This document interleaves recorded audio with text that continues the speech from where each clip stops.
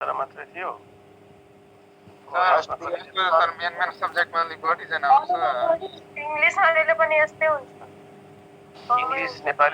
English नेपालीहरूमा कमै हुन्छन् विद्यार्थीहरू। एनाटोमीमा 42 जना थियो सर।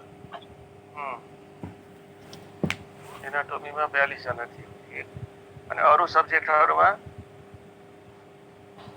पनि थियो 40 जना थियो। 40 38 जना 35 जना थियो कुनैमा।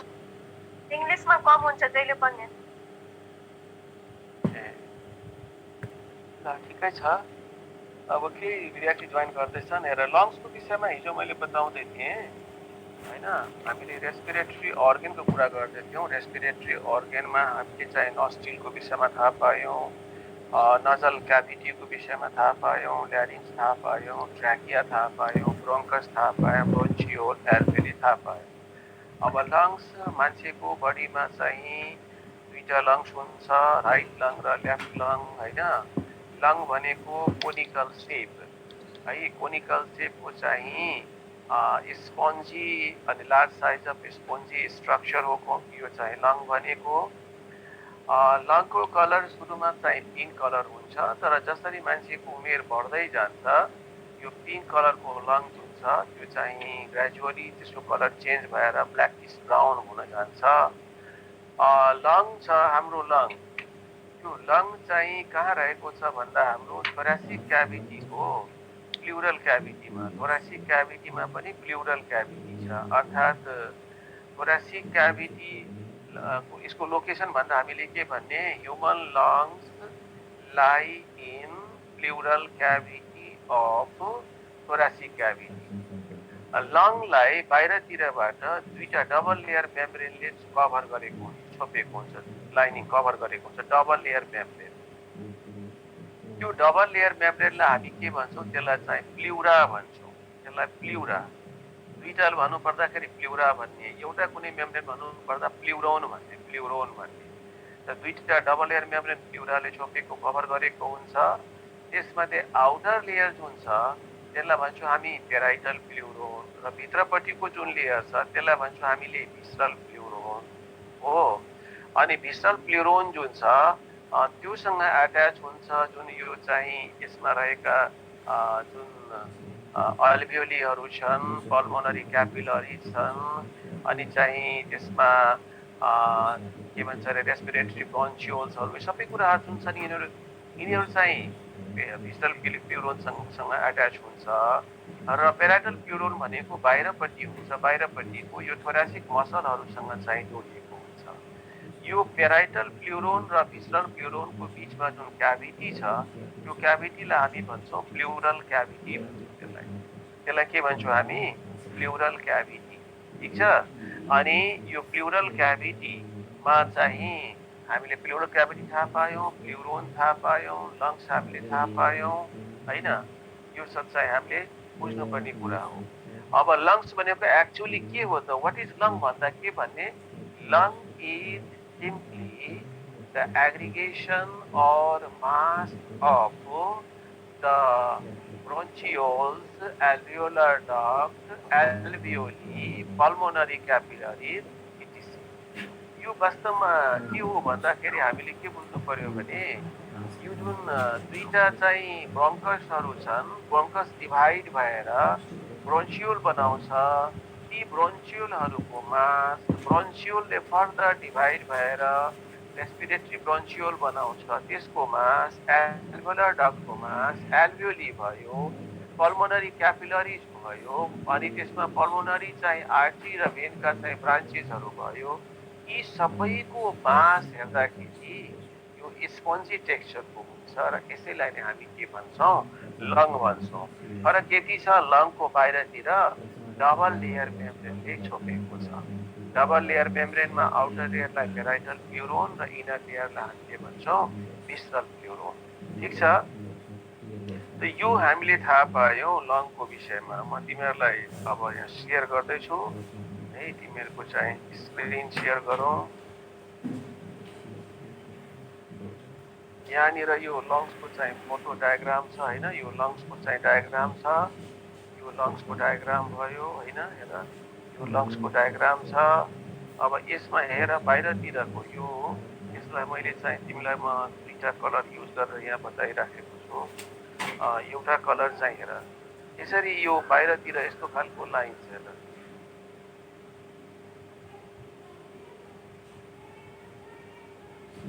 यो ब्लू कलर मैले अहिले लाइन गरिरहेको छु हेर, यो ब्लू कलरको लाइन बाहिर देखाइरहेको छु।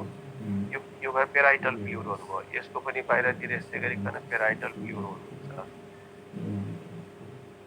यो पेराइटल प्लुरोन भयो। ठिक छ। अनि अर्को चाहिँ मैले यहाँनिर अब येलो कलर लाइन म तिमीहरूलाई देखाइराखेको छु। एउटा लेयर यो भयो, यसरी बुझ अहिले पनि एउटा लेयर यो भयो, अर्को लेयर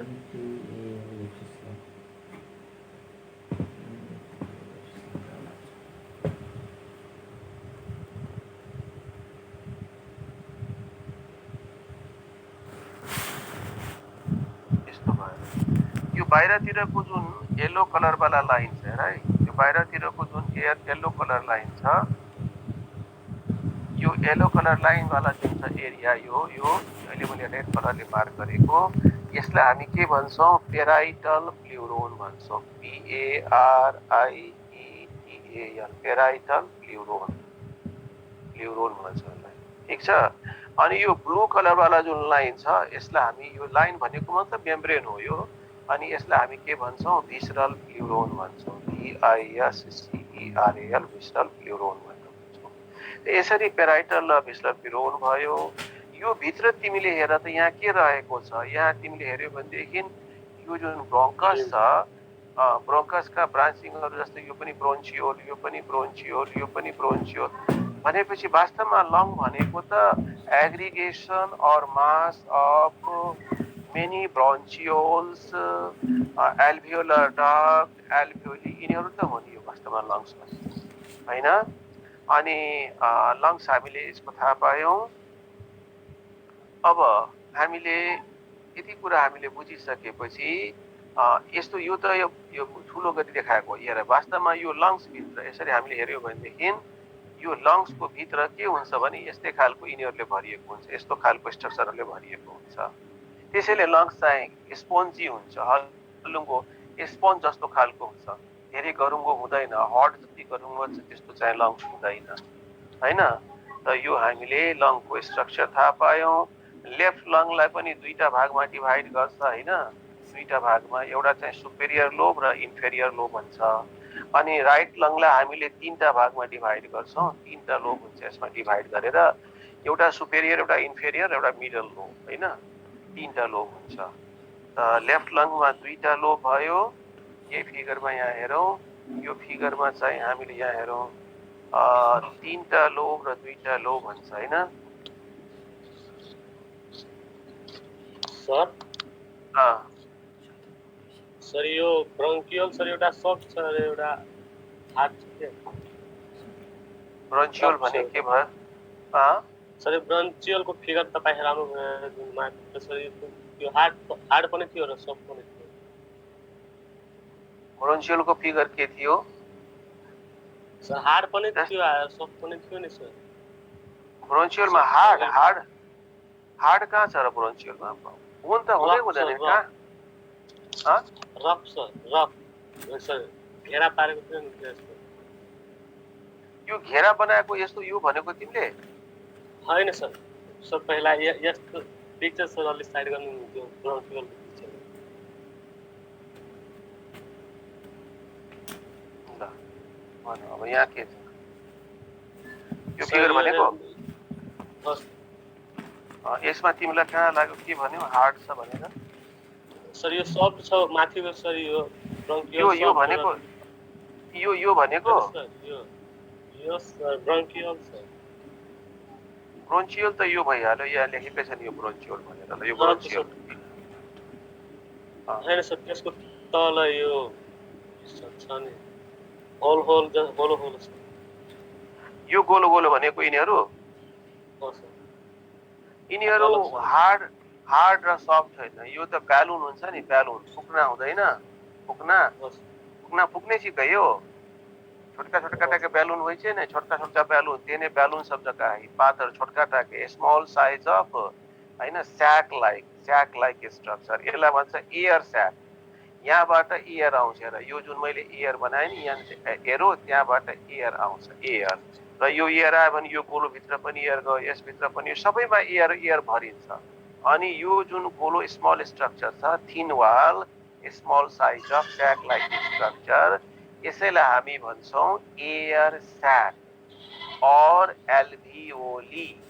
र यो एल्भियोलीमा हावा भर्छ। जब हावा त्यसमा भरिएपछि यो बाहिरतिर जाली जस्तो देखिरहेछ, यहाँनिर जाली जस्तो, यहाँ हेर, यो मैले लाइन तानेकोमा जाली जस्तो देखिरहेछ। यो जाली यो घरको कुनै जाली होइन, यो जाली ब्लड बग्नेवाला मसिनो खालको क्यापिलरिज हो। यो जाली ब्लडको यो ब्लड क्यापिलरिजलाई हामी भन्छौँ पल्मोनरी क्यापिलरिज। यो मसिनो जुन जाली छ रातो रङको र ब्लू रङको, त्यसभित्र ब्लड बगिराखेको छ। अनि यो गोलोभित्र हावा छ। अब यो गोलोवाला जुन छ, यस्तो खालको गोलोवाला, यसको चाहिँ यो वाल एउटा मात्रै मेम्ब्रेनले बनिएको छ, त्यसलाई भन्छौँ हामी सिम्पल स्क्वामस इपिथेलियम। र यसको बाहिरतिर जुन यो जाली जुन छ, यो जाली भित्र ब्लड बगिरहेछ। यो ब्लड, यहाँ बग्ने ब्लड, यसको पनि वाल ओन्ली वान लेयरले बनेको छ, यसलाई भन्छौँ हामी सिम्पल स्क्वामस इपिथेलियम। हेर, यो एल्भियोलको वाल पनि ओन्ली वान लेयर सेलले बनेको छ, यसको पनि ओन्ली वान लेयर सेलले बनेको छ। त्यसैले यसभित्र जब एयर आउँछ, एयर, अनि एयरमा के हुन्छ, सबै ग्यासहरू हुन्छन्, यसमा चाहिँ अक्सिजन पनि छ, हैन। त अक्सिजन जुन छ यहाँबाट डिफ्युजन भएर यो ब्लडभित्र जान्छ र ब्लडमा भएको हेमोग्लोबिनसँग कम्बाइन गर्छ र यसले के बनाउँछ भन्दाखेरि HbO8 बनाउँछ, जसलाई भन्छ अक्सी हेमोग्लोबिन। त यो हार्ड होइन, यो सफ्ट हुन्छ, small size of sac like thin मेम्ब्रेनले बनेको स्याक लाइक स्ट्रक्चर हो एल्भियोल। ठीक छ? ल, त लङ्सको विषयमा हामीले भन्दै थियौँ, कुरा गर्दै थियौँ। त लङ्सको विषयमा यति नै थाहा पाउनु पर्यो। के सिक्नु पर्यो लङमा, यसको सेप कस्तो हुन्छ, कहाँ रहेको छ, हैन। अनि लङका बाहिरतिरका मेम्ब्रेनलाई के भन्ने, कतिवटा प्लुरोन हुन्छ, आउटर प्लुरोनलाई के भन्छ, पेराइटल प्लुरोन, इनर प्लुरोनलाई के भन्छ, भिस्रल प्लुरोन। यो कोनिकल सेपको छ, यसको यो माथिको जुन भाग छ हेर। सर वेटिङमा छ 2-3 जना। सर वेटिङमा छ 2-3 जना एन्ट्री गर्ने। वेटिङमा छ।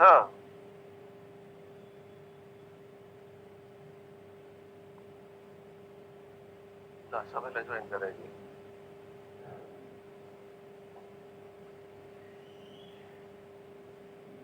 ल हेर, यो जुन सेप छ नि, यो लङको जुन सेप भयो, यस्तो आकारलाई हामी के भन्छौँ, कोनिकल सेप भन्छौँ। यो न्यारो एपेक्स, यसलाई भन्छ न्यारो एपेक्स। तलतिरकोलाई भन्छौँ हामी ब्रोड बेस भन्छौँ। यसको यो बेसल पार्ट हो, BASAL, बेसल पार्ट, र यसलाई हामी भन्छौँ एपेक्स भन्छौँ। ठिक छ? यो भित्र के छ त, अघि हामीले जुन जाली बनावट देखाएको त्यस्तै भरिएको छ। अब हेर, यो चाहिँ के छ भन्दाखेरि लेफ्ट लङ हो र यो चाहिँ राइट लङ हो। यसमा हेरौँ हामीले, यो लाइनवाला देखिरहेछौ तिमीले, यसलाई मैले मेटेर अलिकति म यसलाई यतातिर सारेँ भने देख्छौ होला। ल हेर,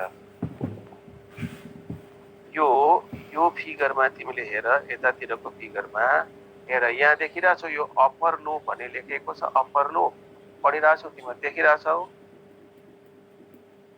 हजुर सर। हेलो, अप्पर लोब, यो राइट साइडको हो। फिगरमा त हाम्रो ठिक उल्टा हुन्छ नि, तिम्रो दायाँतिर यो छ त यो भयो लेफ्ट र यो चाहिँ के भयो, राइट। र राइट साइडको लङमा 3टा लोब छ, एउटा अप्पर लोब भयो, अर्को यो मिडल लोब भयो, अर्को यो लोवर लोब भएर यसरी यो लाइनले तानेको छ। यसरी लाइन देखिरहेछ, यो लाइनले देखाइराखेको छ, यो लाइन हो। र राइट साइडतिरको लङमा हाम्रो 3टा लोबहरू छन्। अप्परलाई हामी के भन्छौँ, सुपेरियर लोब, लोवर लोबलाई भन्छौँ हामी इन्फेरियर लोब, र मिडल लोब त भइ नै हाल्यो। तर लेफ्ट साइडतिर कस्तो छ भन्दाखेरि 2टा लोब मात्रै हुन्छ, यसमा 2टा लोब मात्रै छ। 2टा लोबमा चाहिँ एउटालाई हामी के भन्छौँ, यसमा अप्पर लोब भन्छौँ र अर्कोलाई चाहिँ लोवर लोब। यहाँ हेर, अप्पर लोब यहाँ लेखिरहेछ र लोवर लोब लेखिराखेको छ, यो लाइनले छुट्याएको छ, यो लाइन छ नि यसरी यसले छुट्याएको छ। लोअर लोब भनेको इन्फेरियर लोब, अप्पर लोब भनेको सुपेरियर लोब। त लेफ्ट लङमा कतिवटा लोबहरू हुन्छ भन्दा के भने दुईटा लोबहरू, के सुपेरियर लोब र इन्फेरियर लोब। अनि राइट लङमा कतिवटा लोबहरू हुन्छन्, तीनटा, सुपेरियर, सुपेरियर भनेको अप्पर भयो, अनि लोअरलाई हामी के भन्छौँ, इन्फेरियर, र बिचकोलाई के भन्छौँ, मिडल लोब। यो चाहिँ तिमीले सिक्यो हो। यो आज हामीले लङ्सको विषयमा यति कुराहरू नै सिक्नुपर्ने थियो। अब हामीले सिक्नु पर्यो ब्रिदिङ कसरी हुन्छ, मेकानिजम अफ ब्रिदिङ। नोच अफ हार्ट भनेको के हो भन्दा यसरी हेर, यो ट्र्याकिया भयो हो, यसरी चाहिँ यो चाहिँ ब्रोङ्कस भयो, यो पनि ब्रोङ्कस भयो, यहाँनिर तिम्रो यस्तो खालको चाहिँ यो लोब छ, लङको लोब छ हो। अब यतातिर पनि त्यस्तै यो चाहिँ लङको लोब यस्तो खालको छ। अब यहाँ नोच, सरी यो नोच अफ लभ जुन हार्ट छ यस्तो भयो। नोच यो जुन ठाउँ छ नि यहाँनिर खाली ठाउँ, यहाँनिर मान्छेको हार्ट चाहिँ यस्तो खालको यो हार्ट रहेको हुन्छ भनेर भनेको। यो नोच यो भागमा हार्ट, मान्छेको हार्ट कहाँ रहेको हुन्छ, दुईटा लङको बिचमा रहेको हुन्छ, मेडियस्टिनम। यो बिचको भागलाई हामी मेडियस्टिनम पनि भन्छौँ, बुझ्यौ? त नोच अफ हार्ट भने थाहा पायो। लङको अलिकति यहाँतिर भित्रतिर फोल्ड भएर यो ठाउँमा मैले यहाँ बनाएन, यो हार्ट रहेको हुन्छ हाम्रो यहाँ हार्ट। त्यसैले यो खाली ठाउँलाई हामी के भन्छौँ, नोच अफ हार्ट भन्छौँ। ठिक छ ल। अब हामीले मेकानिजम पेराइटल लेयर र भिसरल लेयर हुन्छ, त्यसमा दुवै एट्याच हुन्छ लङसित हैन। भिसरल लेयर जुन हुन्छ त्यो लङको भित्रीपट्टिसँग एट्याच भयो। पेराइटल लेयर भनेको थोरासिक क्याभिटीको वालसँग एट्याच हुन्छ। थोरासिक क्याभिटीमा आउटर जुन चाहिँ हाम्रो यसरी बुझ्नु पर्छ, छाती छ, छातीको चाहिँ त्यहाँ हड्डी, रिब्सहरू, मसल्सहरू छन्, तिनीहरूसँग टाँसिएको छ पेराइटल लेयर हैन। अनि त्यसपछि त्यहाँ खाली ठाउँ छ, स्पेस, अनि त्यसपछि भित्रतिर छ अर्को लेयर, भिसरल लेयर।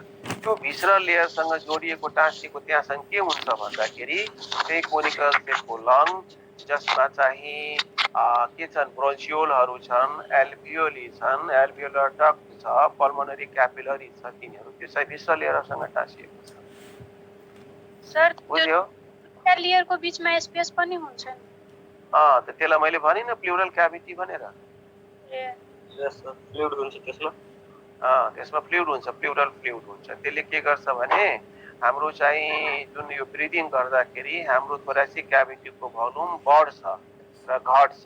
अनि त्यो प्रोसेसमा भिसरल लेयर र पेराइटल लेयरको बिचमा त्यो फ्लुइड भएकोले त्यसले फ्रिक्सनलाई रिड्युस गर्छ, त्यो सक एब्जर्बर पनि हो।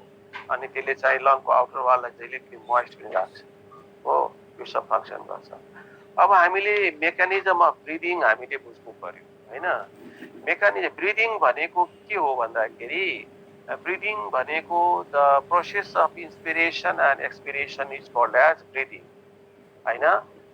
Process of inspiration and expiration, inspiration INS PIRATION inspiration, अनि एक्सपिरेसन भनेको EXPIRATION एक्सपिरेसन। ठिक छ। त इन्सपिरेसन र एक्सपिरेसनको दुईटैको कम्बाइन प्रोसेसलाई हामी के भन्छौँ, ब्रिदिङ भन्छौँ। ब्रिदिङका दुईटा पार्ट हुन्छ, एउटा इन्सपिरेसन। इन्सपिरेसन भने के भयो, the process of intake of air, हावा जुन हामी चाहिँ बाहिरको हावा जुन छ, हावा वातावरणमा रहेको हावा हाम्रो नाकको पाल नस्ट्रिल हुँदै, नाजल क्याभिटी हुँदै, हाम्रो चाहिँ ल्यारिङ्सको ग्लोटिस भित्र घुस्दै त्यो हावा, अनि ट्र्याकिया, ब्रोङ्कस हुँदै, अनि हाम्रो लङभित्र जुन चाहिँ त्यहाँनिर ब्रोन्चियोल्सहरू छन्, त्यहाँनिर एल्भियोलर डक्टहरू छन्, त्यहाँनिर चाहिँ एल्भियोली छन्। त्यो सबै एल्भियोलीमा ब्यालुनमा हावा पुगे जस्तै त्यहाँ गएर हावाहरू त्यहाँ जान्छन्, हावा पुग्छ त्यहाँ। त यो जुन बाहिरको हावा, वातावरणमा रहेको हावा हाम्रो लङ्सको भित्र जुन जाने प्रोसेस हो, यो प्रोसेसलाई हामी इन्सपिरेसन भन्छौँ। यसलाई के भन्ने इन्स्पिरेसन अनि हावा त भित्र गइहाल्यो इन्स्पिरेसन भयो अब भित्र गएको हावा बाहिर पनि आउँछ फेरि निस्केर यही वातावरणमा आउँछ बाहिरतिर जुन हाम्रो छ यो घामसाम उज्यालो देखिरहेको छ त्यहाँ आउँछ हावा यो एटमोस्फियरमा त यो लङको भित्रको हावा हैन लङ्स भित्रको हावा लङ्स भन्नाले लङ्समा त एल्भियोली पनि छ एल्भियोलर डक्ट पनि छ ब्रोन्चियोल पनि छ ब्रोङ्कस पनि छ त्यसपछि ट्र्याकिया त्यसपछि ल्यारिङ्सको ग्लोटिस त्यसपछि फ्यारिङ्स हुँदै इन्टर्नल नोस्ट्रिल त्यसपछि नजल क्याभिटी हैन नजल चेम्बर र नजल क्याभिटी त्यसपछि एक्सटर्नल नोस्ट्रिल हुँदै बाहिर आउँछ हावा त यो भित्रबाट बाहिर हावा आउने हैन the process of removal of air from the lungs bronchus trachea into the outside of body that is the atmosphere is called as expiration भित्र हावा गयो भनेदेखि लङ्स भित्र इन्स्पिरेसन भयो भित्र हावा बाहिर आयो भने त्यसलाई भन्छौँ हामी एक्सपिरेसन अब हामीलाई त्यही कुरा बुझ्नु छ इन्स्पिरेसन किन हुन्छ कसरी हुन्छ र एक्सपिरेसन कसरी हुन्छ त्यो कुरा हामीलाई बुझ्नु छ हेरौँ इन्स्पिरेसन कसरी हुन्छ मैले एउटा यहाँ फिगर बनाइदिइराखेको छु यतातिर हेर यो चाहिँ हाम्रो बडीको यो चाहिँ भर्टिब्री कलमको चाहिँ यो भर्टिब्री भयो हो यस्तो खालको हाम्रो भर्टिब्री दुईटा भर्टिब्री बनाएँ मैले यहाँ फेरि तीनटा भर्टिब्री भयो अनि फेरि यो कार्टिलेजिनस रिङ भयो यो चाहिँ डिस्क भन्छौँ त्यसपछि फेरि यो चाहिँ यहाँ चारवटा भयो त्यसपछि फेरि यहाँनिर चाहिँ अर्को फेरि कसले बदमासी गरे यो केटाले हु इज दिस ननसेन्स बदमासीको सीमा हुन्छ पढ्ने मान्छेमा क्लास अफ गरिदिउँ फेरि यसलाई मैले विलेज गरेर बनाउनु पर्यो कस्तो मूर्ख मान्छे रहेछ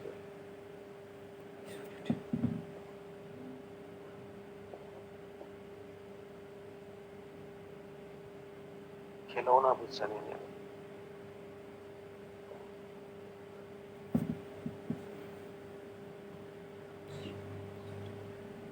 यो हेर तीनटा भयो भर्टिब्रल कलमको तीनटा भयो यो चाहिँ चारवटा भयो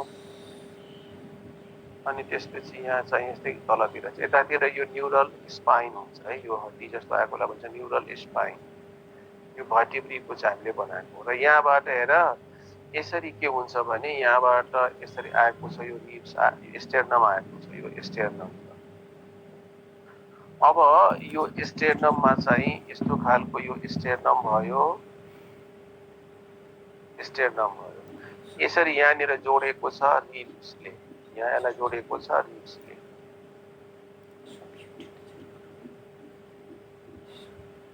रिब्सले छ अब के हुन्छ भने हेर यो रिब र यो रिबको बीचमा यहाँ चाहिँ मसल्स छ यहाँ यो जुन तीनटा लाइनले मैले तानेको मसल हो यसलाई भन्छौँ हामी एक्सटर्नल इन्टरकोस्टल मसल यसलाई के भन्ने एक्सटर्नल इन्टरकोस्टल मसल र यतातिर फेरि अर्को जुन म त्यहाँ लाइन तान्दैछु त्यो भयो इन्टर्नल इन्टरकोस्टल मसल हेर यो सानो यहाँ एरो मैले ब्लू कलरले यहाँ एरो बनाउँदैछु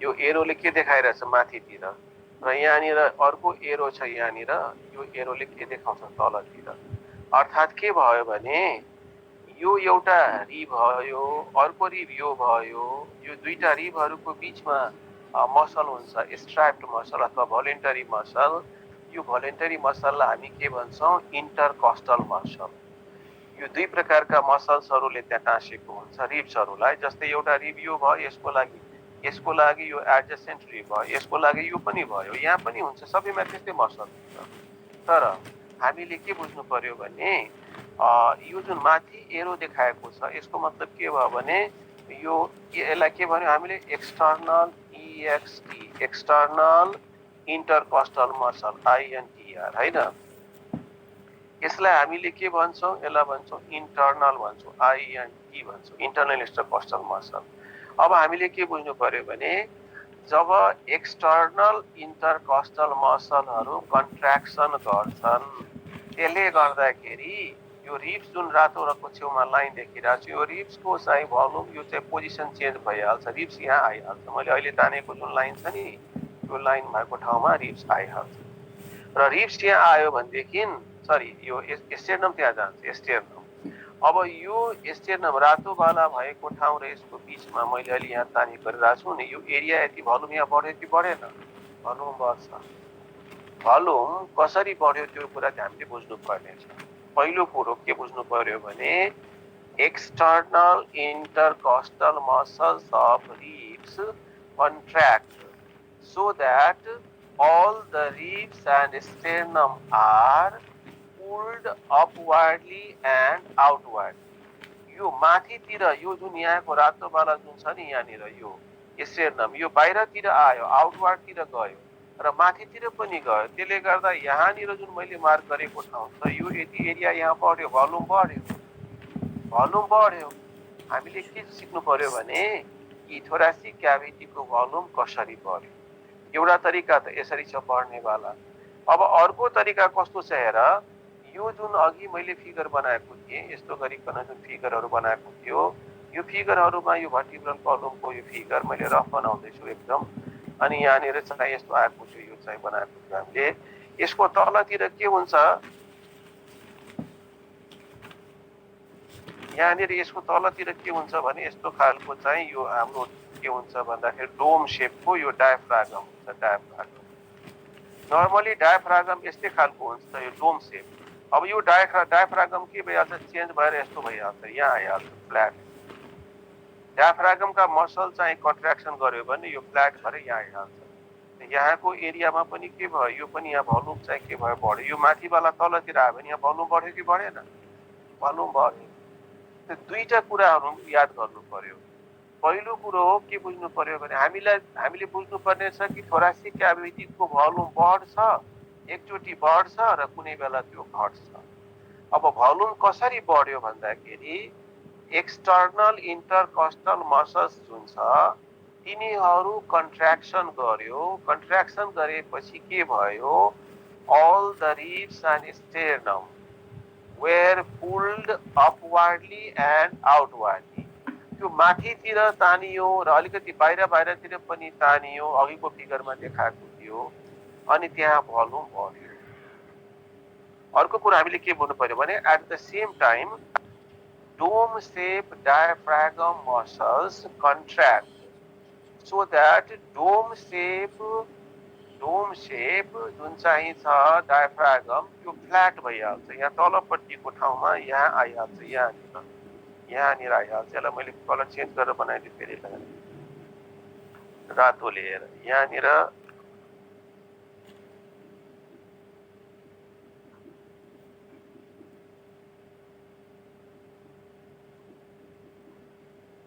यहाँनिर जुन छ नि यो यहाँबाट माथिबाट यो यहाँ तलतिर आइहाल्यो यहाँ पनि भल्युम बढ्यो त भल्युम कुनै पनि ठाउँमा जब भल्युम बढ्यो भने के हुन्छ त्यहाँ प्रेसर के हुन्छ घट्छ थाहा छ तिमीलाई कुरो फिजिक्समा पढेको छ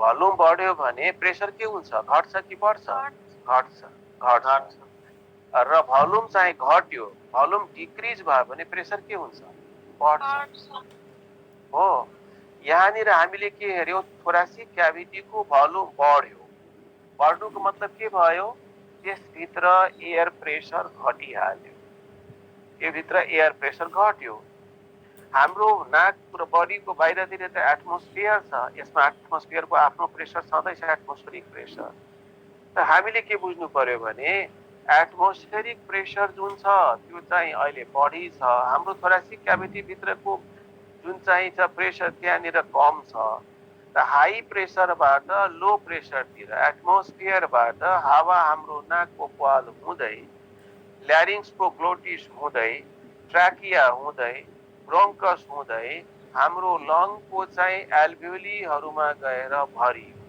हो किन भरियो भने बाहिरतिरको एटमोस्फियरमा हावाको के छ प्रेसर यति बेला बढी हुन गयो कसको तुलनामा हाम्रो थोरासिक क्याभिटीको तुलनामा त्यसैले हाई प्रेसरबाट लो प्रेसरमा हावा जुन छ त्यो आफै चाहिँ आयो यसलाई हामी के भन्छौं इन्स्पिरेसन।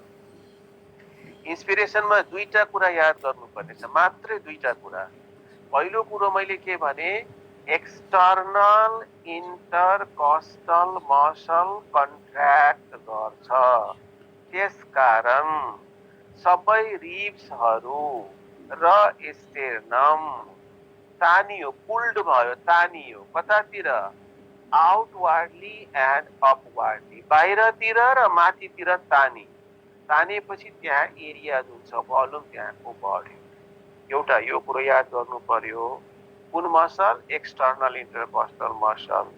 दोस्रो कुरो हामीले के बुझ्नु पर्यो, डोम शेपको जुन त्यहाँनिर डायफ्रागम छ त्यो डायफ्रागमको मसल कन्ट्र्याक्सन भयो, डोम शेपबाट चेन्ज भएर त्यो फ्ल्याट शेप भयो र फ्ल्याट शेप भयो भने त्यहाँ पनि भोल्युम के भयो बढ्यो। दुई तरिकाले भोल्युम बढ्यो। तलतिरबाट भोल्युम हाम्रो एब्डोमेन जुन छ नि छातीतिर एब्डोमेन र हाम्रो चाहिँ तलतिर एब्डोमिनल साइडबाट भोल्युम बढाउने काम कसले गर्यो डायफ्रागमले। र हाम्रो छातीमा तिमीले यसरी हेर्यौ भने दायाँतिरबाट र बायाँतिरबाट रिब्सहरू आएछ र छातीको ठिक बिचमा चाहिँ हाम्रो स्टेर्नम छ। यहाँनिर रिब्सहरूलाई तानेर माथितिर ल्याउने बाहिरतिर ल्याउने काम कसले गरिदियो एक्सटर्नल इन्टरकस्टल मसलले। ती मसल कन्ट्र्याक्सन गर्यो, त्यसले गर्दा त्यो बाहिरतिर तानियो र माथितिर तानियो, यहाँ पनि भोल्युम बढ्यो। त यसरी भोल्युम चाहिँ इन्क्रिज भयो। यो इन्क्रिज इन जुन भोल्युम हो यसरी भयो। इन्क्रिज इन भोल्युमको मतलब के भयो, डिक्रिज इन प्रेसर, हैन, प्रेसर डिक्रिज भयो। अनि यो डिक्रिज इन प्रेसर कसको तुलनामा, एटमोस्फियरको तुलनामा। त्यसै कारण हावा जुन छ हाम्रो चाहिँ के भयो भन्दाखेरि एटमोस्फियरबाट हाम्रो लङ्सभित्र गयो र यो प्रोसेसलाई हामी के भन्छौँ इन्स्पिरेसन। अब यसको ठिक उल्टा हुन्छ एक्सपिरेसन। हेर, एक्सपिरेसनमा दुईटा कुरा याद गर्नु पर्यो। जसरी मैले यसमा इन्स्पिरेसनमा दुईटा कुरा याद गर्न लगाएँ। एउटा के गर्न लगाएँ, एक्सटर्नल इन्टरकस्टल मसल कन्ट्र्याक्ट हुन्छ, र दोस्रो मैले के गर्न लगाएँ डायफ्रागमको मसल कन्ट्र्याक्ट। यही दुईटा कुरा मैले भनेको थिएँ, त्यसले गर्दा भोल्युम बढ्यो। अब हामीले के याद गर्नु पर्यो भने एक्सपिरेसनमा, एक्सपिरेसन भनेको the process of removal of air, हैन। अब the process of removal of air from lungs into the outside of body. यो रिमुभल अफ एयर कसरी हुन्छ हेरौँ हामीले। के हुन्छ भने इन्टर्नल इन्टरकस्टल मसल कन्ट्र्याक्ट गर्छ। अघि मैले जुन फिगर बनाएको थिएँ डायफ्रागमको, हैन, अनि चाहिँ रिबको, एक्सटर्नल इन्टरकस्टल इन्टर्नल इन्टरकस्टलको, त्यो फिगरलाई याद गर्ने। इन्टर्नल इन्टरकस्टल मसल कन्ट्र्याक्ट भयो। हाम्रो त 12 जोडा रिब्स छ हाम्रो, हैन, हाम्रो थोरेक्स, हाम्रो छातीमा कतिवटा 12 पेयर अफ रिब्स छन्। अनि 12 पेयर रिब्समा चाहिँ कुनै पनि दुईटा रिबहरूको बिचमा त यो एक्सटर्नल इन्टरकस्टल मसल इन्टर्नल इन्टरकस्टल मसल दुईटै रहेको छ। त इन्टर्नल इन्टरकस्टल मसल कन्ट्र्याक्सन गर्यो भने के हुन्छ, ribs are pulled inwardly and downwardly. रिब्सहरू कतातिर तानियो, इनवार्डली भित्रतिर, र डाउनवार्डली भने तलतिर। अघिल्लो केसमा के थियो आउटवार्डली र अपवार्डली थियो।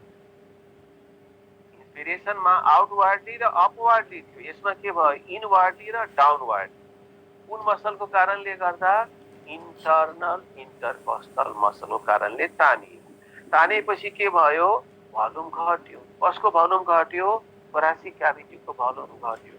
अर्कोतिर जुन फ्ल्याट शेपको, हैन, यस्तो खालको जुन फ्ल्याट शेपको जुन चाहिँ थियो डायफ्रागम, त्यो अब फेरि कस्तो भइहाल्यो डोम शेपको भइहाल्यो, यस्तो डोम शेपको।